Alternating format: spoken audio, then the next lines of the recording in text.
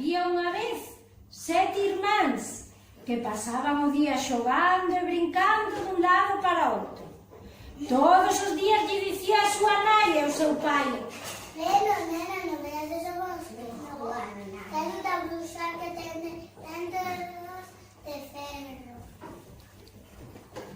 Sen facerlle caso á nai, Gabi dixo: Eu non lle teño medo as bruxas.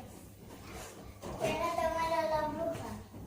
Pero Sabela, asustada, dixo: Pero mamá dixo que foi.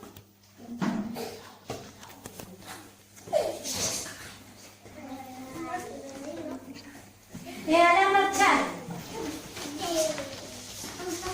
Andando, foron internándose naquel bosque enorme, escuro e extraño. O vento asodiaba entre as colas e as sombras facíanse cada vez máis longas. Os 7 comezaron a sentir medo. Ninguén sabía volver a casa. Subía. Dende o alto da árbore viu a luz dunha casa, ao lonxe. Baixou a toda mecha e dixolle aos irmáns: Esa bruxa. Era... Escóndete. que vai ser? Ainda falta moito. Chegaron a casa. Unha muller asomou pola porta. Pasar, non tenía ese medo.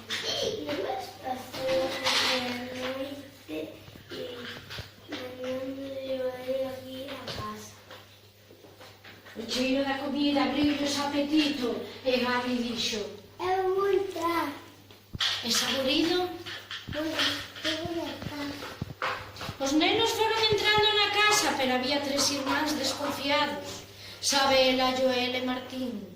Non lles tiña boa pinta aquela casa.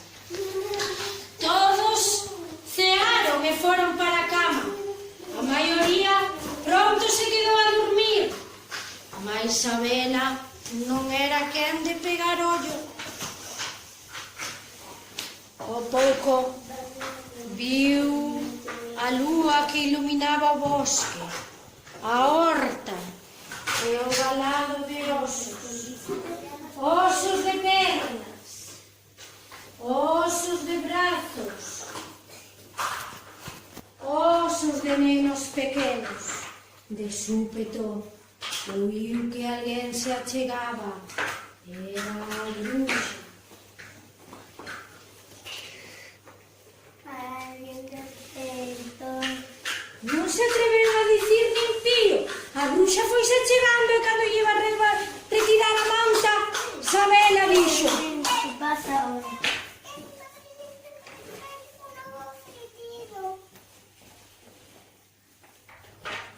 A vella arrastrando os pés saiu fungando.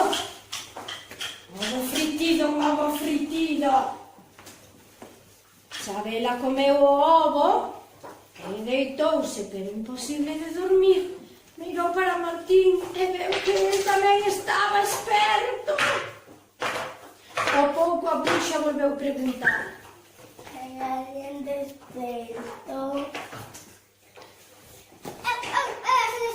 Que monstro pasa ahora? Que pues noites mamá tamén me dá figos. Paso.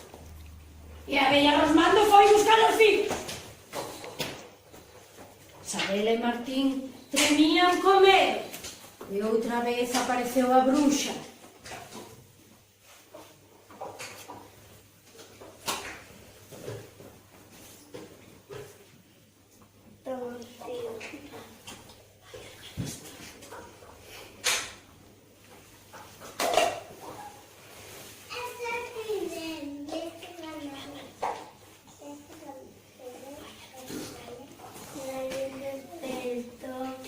Esta vez dixo Joel: os 3. Que mi madre me trae una agua con espumadeira. A vella botando pestas Deu media volta. Cando... 3.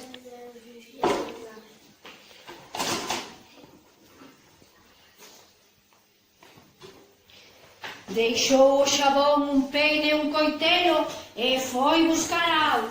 O que Isabela, Martín e Joel viron marchar a vella, gritaronlle aos seus irmáns. Martín, no se lanza. ¿Por qué la cosa está ahí? 3. Colleré os obxectos máxicos.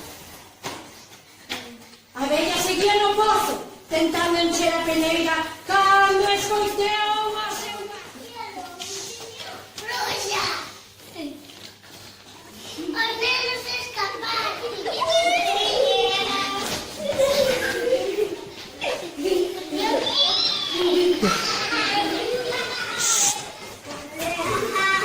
Tres.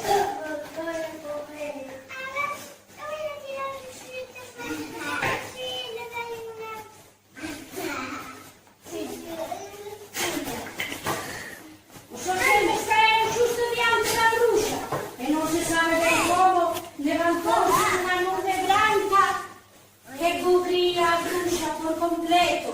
Se me deixa e de repente abriuse unha fenda longa e profunda que a bruxa e o seu gato nunca foron capaces de cruzar. Coa cabeza agacha e arrastrando os pés, foronse para a casa e ali quedaron ata o fin dos seus días.